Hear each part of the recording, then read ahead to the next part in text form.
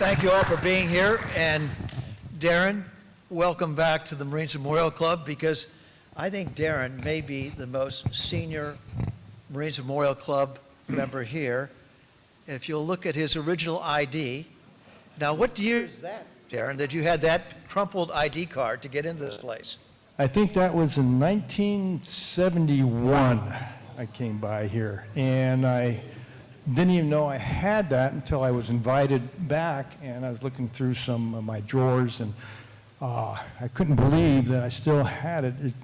It's still in pretty good shape, and we might, Well, you know, it's important to note that Darren is a hometown guy, and one of the themes of tonight's show is as incredible this book is. It's even more incredible when you try to think about how a guy from Marin County, California, ends up with one of the most elite reconnaissance units in Vietnam.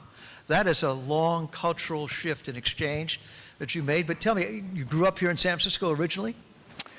Well, originally I was born here, not too far from here. It was down in the Mission, and I grew up in North Beach and went to school at a elementary school called Sarah B. Cooper. But your real connection with the Marine Corps is you have a strong family connection with the Marine Corps. My father was a Marine in Okinawa and spent time in Japan, and was discharged here in San Francisco, I think at Treasure Island. My uncle was a Carlson Raider who fought in the Pacific Campaign. For those of you not familiar with the history, that was the original elite reconnaissance Raider unit of the Marine Corps in Guadalcanal. That was recon today, first recon today, I think is going back to the name the Raiders right now as we speak. So we got to explain the book. Didi Mao is a term of Vietnamese, or there's colloquials about that, but how did Didi Mao translate to you? Well, in the Marine Corps, it's a Vietnamese translation. It means to leave quickly or get out of here, or to move swiftly. The Marine Corps was get the F out of here now. The Vietnamese version sounds a little better, Didi Mao. Right. It says here, tigers, rock apes, the jungle, and war. Not exactly a love story.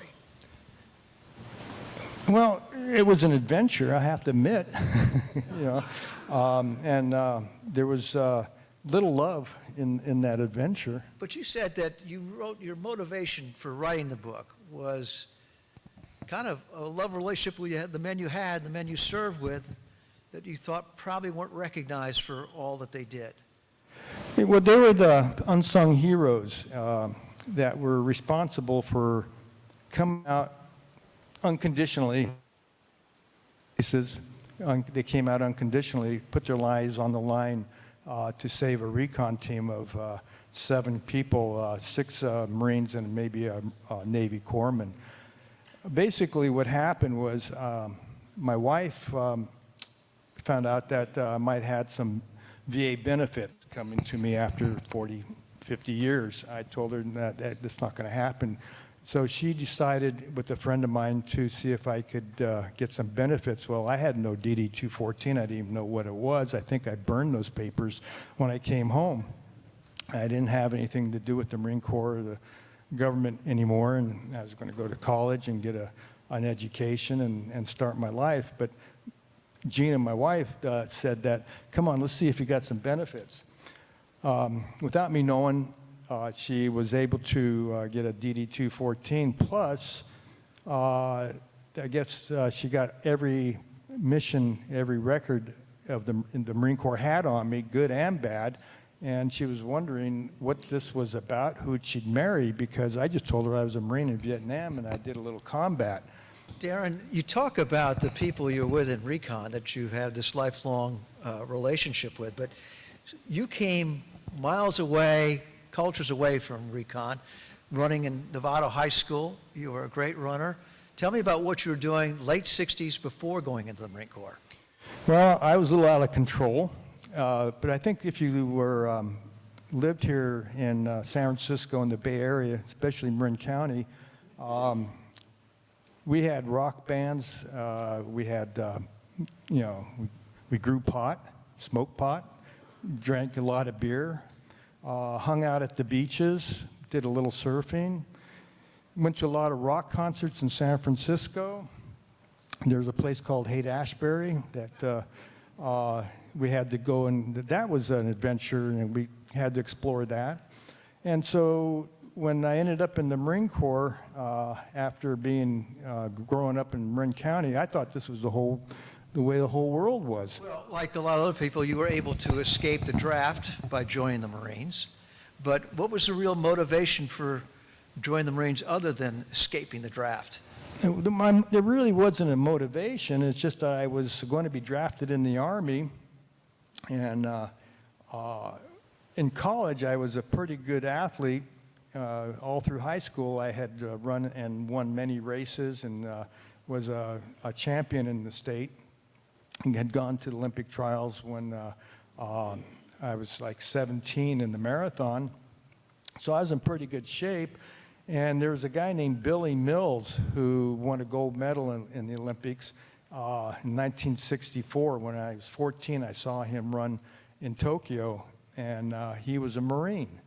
And that made a big impression. And that said, that if I went in the Army or another branch of service, I'd never have a chance to compete in track and field or running. And Marine Corps had some great coaches at the time. So I didn't keep my grades up in college. I was a dog and heat lit out of the backyard. So now the hippie runner finds himself in the Marine Corps, in a completely different world, completely different tribes. Not only did you get through boot camp, but you upped the ante a little bit by going to recon. Tell me about the training and the people you were with that you started this bond with.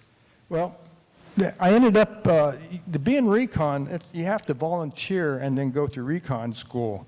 And apparently, I got volunteered. It was something I didn't expect. The guys I found out later in recon school, they were tough. They were the cream of the crop in the Marines. They loved the Marine Corps. They were tough, and they were the ones that had the high scores in boot camp and PT, and they passed a lot of these extraordinary feats. And I was challenged by them. I didn't like getting beat by anybody, and there were guys in recon that were tough. And I thought that this was a good group of guys, and I started enjoying the competition of being a Ranger. Well, next stop is I Corps Vietnam, 1970, and working out of Da Nang, and that covered an area all the way up to the DMZ, which divided the two countries at the time. But it was also an area which was a main infiltration route for North Vietnamese soldiers coming into South Vietnam. So here you are, a year away from lovely Marin County and the beer, the girls, and the pot, and now you're really in the thick of things. And I trained in Okinawa, a little bit of Guam, and then I was in Da Nang, and then we went through some training, extensive training in Da Nang, and I'm with a group of guys from the Midwest, farm boys, and some guys from the South, and they're listening to what they call country western and Motown, and I didn't understand what the heck that was, because I was listening to Jimi Hendrix and the Grateful Dead, and I go, what is this stuff? And they're looking at me as some kind of hippie commie that, dope addict that, how did I get into recon? But we did some missions together, and as you enter the jungle, you never know what is going to happen in any, I have to say, seconds. And we have to watch out for one another. We have to take care of one another. And I found these guys accepting me, and I found that they weren't so bad from the Midwest, that these guys were actually good guys. And we gelled. We came together as a team. A lot of people know about the SEALs and whatever, but recon, your basic mission. How many of you were you? What were you doing out there? And you were saying you were really deep in the thick of it in the jungles, mostly. But the jungle, you have to imagine what the jungle, first of all, there's nothing in the Marine Corps in our training that prepared us for what the jungle was like. And if you look at the jungle, they have a way of what they call an LZ, a landing zone, where they try to find a place where they can land the helicopter, and you can set up a perimeter, and then you enter the jungle, and it's a black, dark wall that you look at. And the jungle does not like you. It's not friendly. It doesn't want you there. You're a stranger. So you penetrate the jungle, and you find that it's hot, moist, wet. It's humid. It's dark. There are all kinds of things going on in the jungle. You're trying to break brush. You don't have a machete. You're using what they call a K-bar, which I'm up by my shoulder up there, to cut the vines that are wrapping around your neck. And these vines are got like hooks on them, like fish hooks that are grabbing around your neck, and you're getting tangled up. They're called wait a minute vines because the guys are getting away from you, and you can't say anything, but you're going, wait a minute, you know. But the main thing was you were back usually behind enemy lines, way far away from the secure lines where most of the troops were, and you were operating on missions that you weren't supposed to get in contact with the enemy. You were just supposed to find where they were generally. Well, you had missions, and it depended on your briefing what your mission might be. It could be a number of things, but first you have to learn your terrain and the territory, which for me was mostly the jungle. Now, our missions were numerous missions to just gather intelligent data, to observe the enemy and see how they're getting their supplies or where they're headed. If it's a new platoon or battalion back in the jungles, you could tell by their uniform, clean uniform, boots are polished, or if they're a tired group of guys, and we'd report back to intelligence. But my team mostly was doing, our missions were to go behind enemy lines and try to kidnap a high-ranking officer, and they would usually want us to get one or two if we could. Most of those missions were failures. We did complete a few. But you were not supposed to engage the enemy. You were terribly outnumbered. There wasn't much of a chance for you to win a fight with a larger element with what you had. So you were really observing. But as you talk about the jungle, you have a passage here in the book. You said the jungle is almost enemy number one because it was so forbidden. Well, that's what I was trying to portray. Is it was exhausting, and you're fighting the jungle. It was actually easier fighting the enemy than it was fighting the jungle because, like I said, the terrain and the heat and the vegetation just corrupted all your energy from you. Where the enemy you'd actually make contact with on occasion by mistake, and there'd be an adrenaline rush. I remember the thing that struck me in the book, and if you want to read it here, about how miserable it was. I mean, just physically miserable it was. Here, I have it right here if you want. Let me get my glasses on here. I've got it right. I got it right here. I mean, when you read the book, it's not so much about tactics or what they were trying to do out there. It was really about human survival, mentally, physically, and then there was the enemy. And they were dealing with so many things before they even came in contact with the enemy. But there's one passage really struck me about how miserable it was out there. You can read it if you want. No, you go. Okay. Well, first of all, I wrote down here, the jungle pretty much just ate you alive. And the jungle, we weren't welcomed in the jungle. And so I wrote down, it was the pervasive dampness brought its own set of gifts, including dreaded jungle rot, an infection that oozed pus from our lower extremities, and that we'd wipe on our utilities.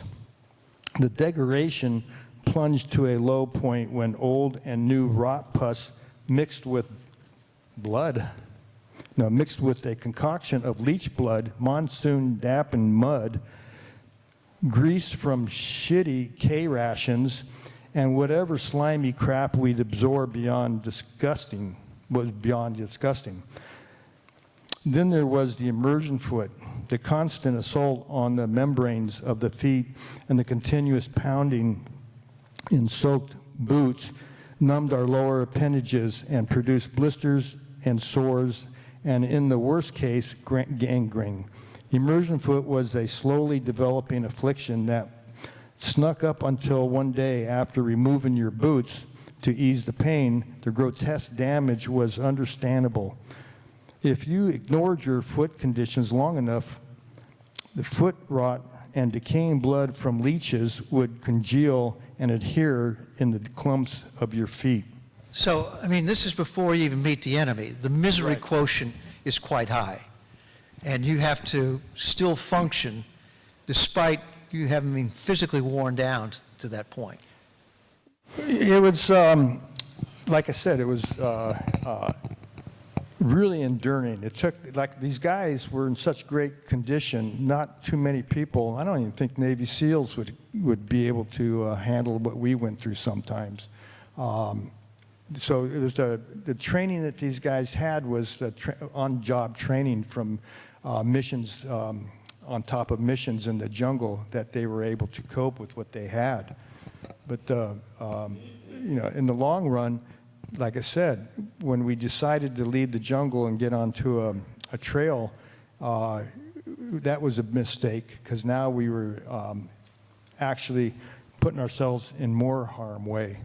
Well, we have two young men in the audience here who can relate to what you were talking about, and they're pictured there. Now, you may not recognize them from 55 years ago, but Mike Fallon and Jerry Spolter were in that same reconnaissance unit and worked with Darren on occasion and experienced many of the things that he experienced. And I happened to be a point man for a recon team that Colonel Fallon was my commanding officer. But those missions, they were really professional, and I was proud to be part of Delta Company. But they also had something that I'd never experienced before. They were in charge of a hill, Hill 119. But the nature of your game was really hunting the enemy, seeking them out, not necessarily engaging them, but it was close quarters on every level. And your motto, swift, silent, and deadly. Yeah. And the ace of spades. The ace of spades was our emblem, and I think we were the only group in the military that was able to have the crossbone and skulls and the ace of spades. Recon had many missions, but most of the missions weren't to make contact, and it was mostly to gather intelligent data. But on the contrary, Mike, there were patrols and there were teams out there that their job was to engage with the enemy using the element of surprise and do a lot of damage. And just like the Raider teams in World War II, their job was to go in there with a small force and penetrate the enemy's lines and to think that they were a lot larger than they were. So, there was occasion that happened. But combat for you was very up close and personal. For me, combat was a mistake, and I did not. That's one thing I liked about recon was I didn't think I was going to be in any combat. I wasn't what they call a grunt. Now, recon looks at Marine infantrymen called grunts. And if you were compromised, if you were discovered, Diddy Mao came into play. You had to start beating feet. You had to get on the move. So tell me, what's it feel like when you know you're totally surrounded? You're no longer silent. You're totally surrounded, and you've got to make a move. So what happens is when you run into the enemy, it's in the jungles, so you're not sure how big a force that the enemy patrol that you ran into. Point to point would be, I would run into their point man. We'd make contact, eye contact. We knew one of us was going to die that day. Within seconds, you cannot hesitate. And if he looked at me, he was dead. If he didn't react, he was dead, because I was already shooting, aiming at him and hoping that I get out of there alive.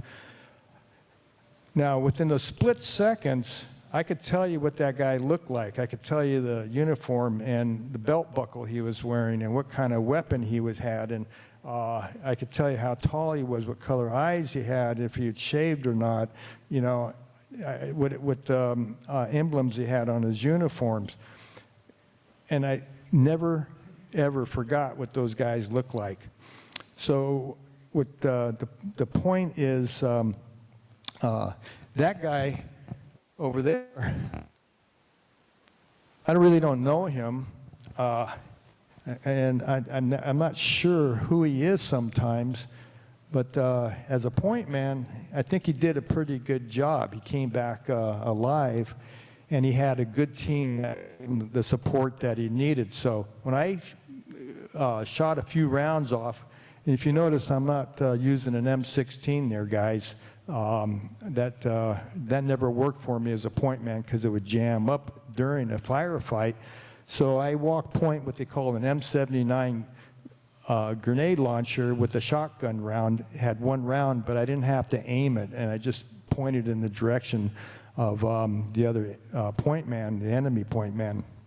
So what was the tactic when you found that you were totally surrounded? There's no way that you could probably fight your way out of that situation. Well, usually we weren't surrounded, but we were being chased. And once I got a round off and I would say DD, which meant we're in trouble, we got to get the heck out of here, they would set up a perimeter, the team, with the riflemen, and I would be able to take the rifle and put what they call a white phosphorus, they call it Willie Pete grenade, in that, it's called a blooper, and make a smoke screen so that we could run and get away from the enemy. We ran fast through the jungle. Now, as bad as the jungle was and as tough as it was, it's amazing when you're being chased by the NVA, how fast and easy you can get through the jungle. We did get surrounded on occasion, and that's when you guys came and bailed us out. So that's when you called 911. We call help. Okay. We need some assistance here, guys. Well, 911 in our case, in Jerry Spolter's case here, was VMO2, based back in Da Nang, that we were supposed to be in support of the recon teams out there. And there is Jerry Spolter, who is also known as Right. Cowpoke 10. And you were Cowpoke what? I was Cowpoke 7. Cowpoke 7. Okay. And we would get the call, and I think Jerry will attest to this, we used to wear a little necklace around our necks that had the position reports of the recon teams who were out that night, that day. So as we scrambled to the aircraft, they'd say Little Abner, Right. Nailbrush, Cayenne. That's all they told us, and we were going to have to try to go out and find them. So you were talking to us. Well, we had two radio men. There's, like I said, 6, 7 guys on the team. He had a primary radio and a secondary radio. So my job was done, and it's up to the radio men to make contact, to get 911, get us out of here. And so they were in contact with you guys or whoever they could get in contact with, and you would say, pop a smoke. So we'd be looking for the smoke that he would pop, and we were taught by my instructor, Tim Moriarty, who's here tonight, taught us how to look out for it. And from that point on, it was all about trying to help you guys, whether it was to bring in airstrikes, bring in artillery, start calling in medevacs, start bringing in the helicopters to try to get you out of there. Well, how that, I'm not, like I said, my job was done. I was sitting in a bomb crater usually, and that's when we got surrounded. A bomb crater out in the rice paddies outside the jungle. We made it through the jungle, and now we're surrounded. And I would see this Bronco, I'd hear it coming in, and all you would see is this plane slow. It's going slow, and it's coming down low, and all you hear is this, like, and all these look like raindrops coming out. And I guess that was your, you had a little, like machine gun. While that was going on, we were listening for them, and their situation was so dire, in most cases, they couldn't even talk to us. They could acknowledge they could hear us by clicking their handset. The enemy was that close, and even in the middle of a firefight, they didn't want to disclose their position by speaking. We couldn't, because there are times where we were off a trail, and there'd be a platoon of the NVA not even more than 10 feet from us, and we're hiding behind a banana tree or some bamboo, and it would I'd hear the radio man say, "What do you want me to do? Just hand the receiver over to the enemy and let them talk to you?" That's how close we were. And when they came in with their guns blazing, it was really hard for them not to hit us sometimes. And that pregnant pause was probably the most terrifying experience of my life. After we rolled out, did we hit our own guys? And usually you guys would start running after the explosions, and it may be 30 seconds, maybe even a minute, before they'd come back up and say, do it again, keep it coming. But there was a minute, at least, where we thought we might have hit them. It was hairy, I have to admit. And then you guys, they would make a couple of flight paths to have the enemy concentrate on them more than us, and they would call in a Cobra. I think you guys called in the Cobras, and they would come in with rockets. Now we're looking at some, a shooting match with the OV-10 Broncos and the Cobras coming in with the rockets, and we're just sitting down in a muddy bomb crater watching all this happen. Well, you owe us something here. Because of our planes coming in to help you guys, we used to take a fair amount of holes. And in fact, I think, Jerry, you said you had 600 holes in your plane by the time you finished your missions. So it... yeah, I mean, you were shot... but you guys fared much worse. When their teams would come back, you should have seen the condition they were in when they got back to the recon base. And it was always a great time. We would try to do a debrief, go back over there, have some cold beers with them, and we'd all kind of rehash what just went down. Right. And it was quite an amazing drama working with you guys. Well, not only, you guys are basically saving our lives, and the Cobras are coming in with their attack rockets. We had with the Chinook, not the Chinook, what they call it, Seahawks or Sea Knights. Yeah, had the Sea Knights come in, and they had a machine gunner on two sides. I think they were M50s, and they usually had an M60 on the rear. And their job was to extract us with the ladder, and they'd roll this ladder out, and we'd have to climb up on it while they're taking rounds. And there again, unsung heroes. You have these pilots, co-pilots, crew chiefs, these gunners, keeping that chopper stable, taking hits like crazy. I'm climbing up this ladder, extraction ladder, with what they call a Swiss saddle. It's a rappelling type saddle with these D-rings that you hook up onto the ladder, and they're going to take off with you hanging on the ladder.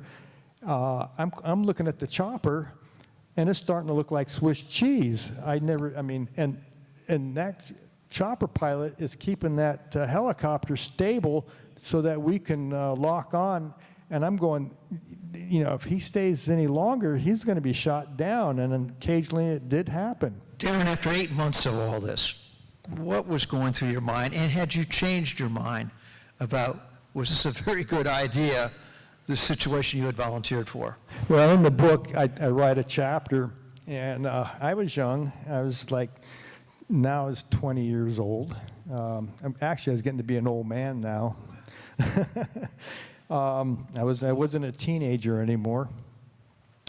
And so I was getting tired of being a point man, and I was good at my job, but I didn't know how many more missions I had in me. And some of my guys were getting hit, and we lost a couple of guys. And I was wondering if we were going to win this war. Now, I went over there thinking that the Marines and the guys I was working with, we could win this war. And later on in my tour of duty, we started having rules and regulations and mandates called rules of engagement. And that didn't make sense to me as a Marine. And it didn't seem like we were making ground. And this war has been going on for a long, long time. And was it necessary? And so I started losing my morale a little bit and wondering if I'm going to make it out alive. Like the Animals' famous song, "We Got to Get Out of This Place," you started thinking about an exit strategy. I had, I was given a little exit strategy motivation because in Da Nang they had, because the morale was it was becoming bad, mostly with not the Marine Corps, but with the other branches of service, morale was getting really, really bad, is what I understand. And they had these games, it was like an Olympic Games that they wanted to have all the branches of the military to compete, and everybody wanted to win these games, which would, they had soccer, and then they had track and field and some other events. And so somebody in the Marine Corps, his name was Lieutenant Doherty, thought he had a ringer in me because I was one of the fastest runners the Marine Corps had, and he pulled me out of the jungle to go run a race. And there was a time trial, and there was like 60 runners at this event. And I was running against Koreans and Vietnamese, and I was running against the Army, Navy, Aussies. And it was really interesting, but out of the 60, only 25 could go on to the finals. So, typical Marine Corps, for a little R&R, you get in a 5,000-meter running race after he's been in the jungle. That's kind of recreation for the Marines. But you were really kind of running for your life here because you made a deal with Lieutenant Doherty. What was the deal? And he goes, well, you get a medal. I go, well, that's great. I get a medal, I go, and then I get to go back out in the jungle. So I told him I hadn't had R&R yet. And he goes, what are you proposing? I said, well, there's these guys who go to Hawaii. He goes, yeah, but those guys are officers, ranking officers who are married, and they're restricted to a base in Hawaii. I said, well, I don't want to go to Hawaii. He goes, you're not going to make it to Hawaii. I said, what if I medal? He goes, you won't medal. You took the last qualifying place. How can you medal? And I said, if I did, he goes, well, if you did with a handshake, he goes, I'll ignore it if you could figure out a way to do it. Well, I had some money. Well, first of all, you did medal. You finished third. So I took second. Second. Yeah. So you satisfied that requirement. Right. Okay. Now you've got to figure out how, not being an officer, to get for R&R to Hawaii, which was restricted to only officers or married personnel. And so you had to impersonate an officer? Well, I had some people that I paid off in headquarters there, Camp Reasoner, who were actually, this might be new to some of the officers here, but there are guys who actually smoke pot, and I knew where to get it. And there was a place. So I got the money, paid him off, and I had papers, written up that I was an officer, and I got on the plane to Hawaii. I ended up going to Guam and caught a plane to Hawaii. And there was a carry-all waiting for all the officers in Hawaii to go to this base camp. So what could possibly go wrong? You've gotten yourself out of Vietnam. You've gotten yourself to Hawaii. You're getting a reprieve from your almost daily activities as a reconnaissance Marine. So you're in Hawaii. I'm in Hawaii, and it's paradise, you know, but I mean, there's no leeches or snakes or monkeys or anything like that. But San Francisco's not that far from Hawaii.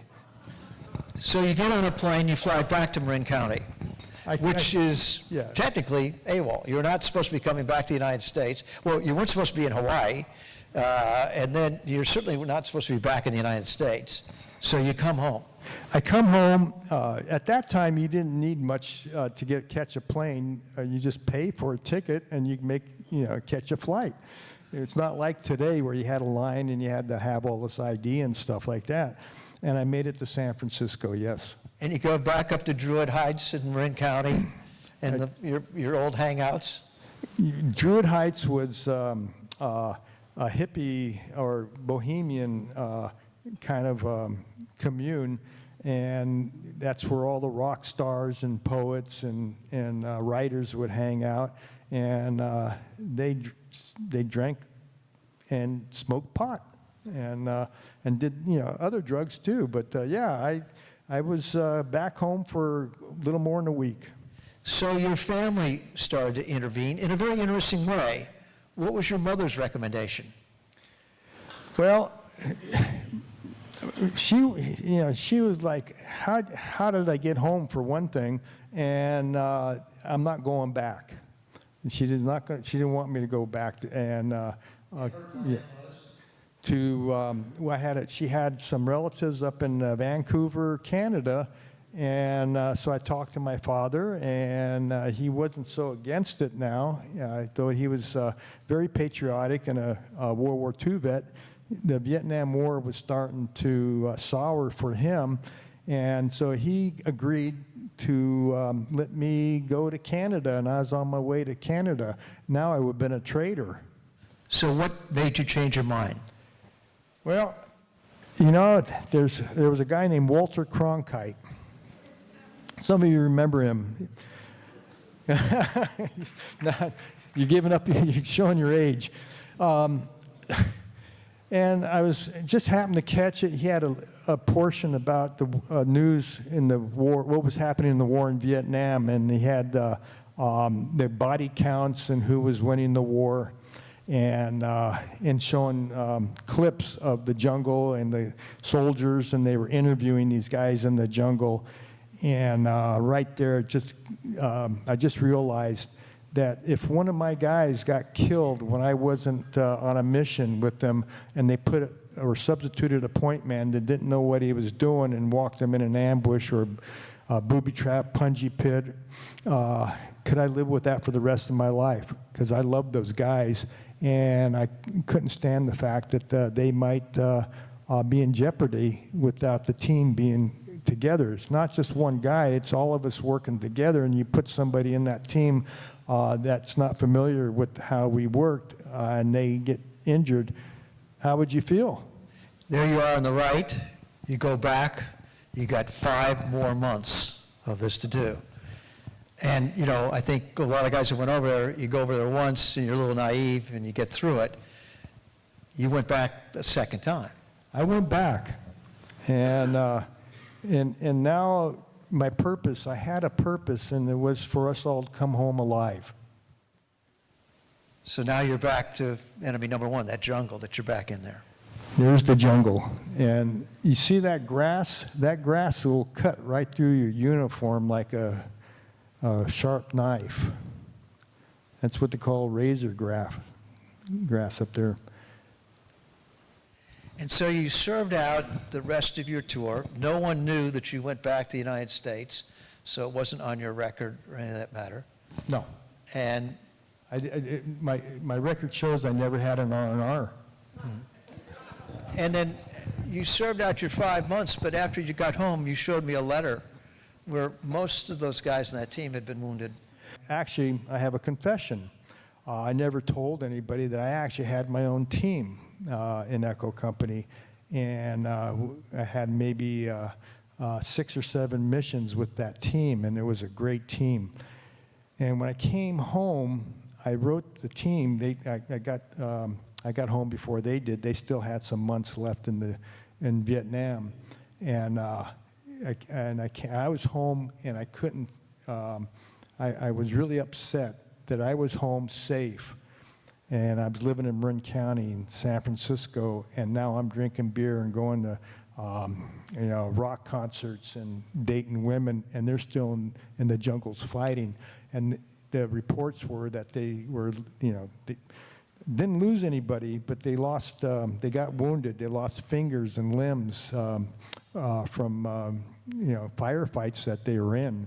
You mentioned in the book how difficult it was to relate to many people when you came back, especially people who were not in service, who didn't go to Vietnam. And like many Vietnam veterans, you pretty much kept your past to yourself. I went back to school, and believe it or not, I kept my grades up. I actually lived in the library, smoking dope and drinking beer, and studying and making the dean's list, and tried to make the track team again and date some women. And I was successful dating girls in college, but I was a little bit older, and they wondered where I'd been. How come I'm older than everybody else? And I'd say I was in Vietnam. Well, you were, what were you doing in Vietnam? I was a Marine. Oh, but you didn't go kill people, did you? And I go, yeah, I kind of did. And at that time, soldiers coming back to San Francisco, and this is the way I thought it was throughout the country, soldiers that were flying in San Francisco were being spit on at the airport when they wear their uniforms. Also, the hippies were talking about how we raped the women and killed the babies and burned villages. Now, that might have happened, but I never seen it happen in the Marine Corps. Matter of fact, I saw my guys in the Marines I was with going to the villages and going to the areas to help the villagers and the orphans. You said you really felt like quite a loner, that you really couldn't identify with many people. You got back with your running group. That was a big help. And within the running community, you found one person who really was someone you could speak to very privately and openly, whereas there weren't many others that you could. This individual, I'd go at the college, I'd sit on the mound and listen to the rock concerts or listen to the protesters out there talking, and nobody would sit with me because I was a crazy Vietnam vet. But this one individual who would go up on Mount Tam with me, go jogging and running, he was quite an Evan. Yeah. Robin Williams.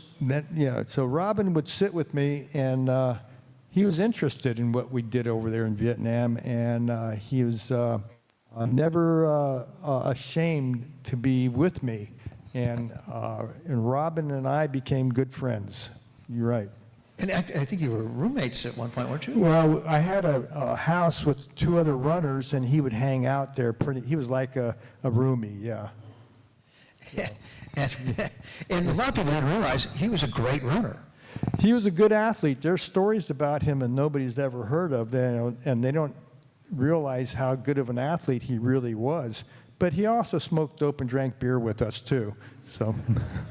You also mentioned someone that you really related to. You gave her credit for helping you get this book going, but your wife, Gina, was the first one to really pick up on. There was a lot of baggage that you brought back from Vietnam.